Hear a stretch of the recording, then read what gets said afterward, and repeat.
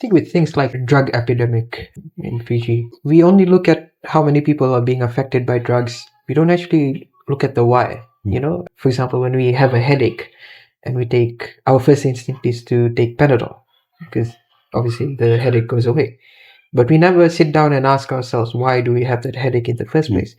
Could be because it was a hot day. Could be because we haven't drank enough water. Do you think things like Veitalanoa would be beneficial in actually solving the drug epidemic? I feel like with Veitalanoa, you use Veitalanoa as that platform to understand the issues, the actual root causes, the actual.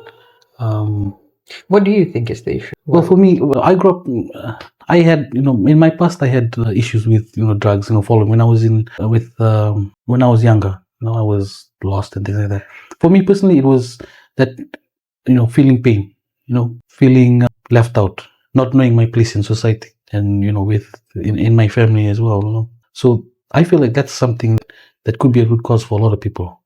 Feeling out of place and not understanding where they belong. And with the psychological background, I'm not a psychotherapist where you focus on things like that.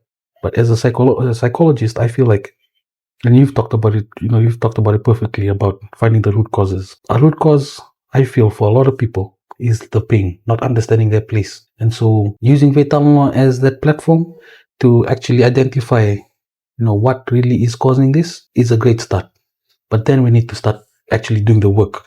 If we just focus on Veitalanoa, then we're just going to be a land of people sitting around and chatting. We're not going to be actually making progress, not actually acting. Faith without works is dead. And so if we're just having these Veitalanoa sessions and having faith that that's going to be okay, then we're actually not going to find the solutions. And we need to find it fast.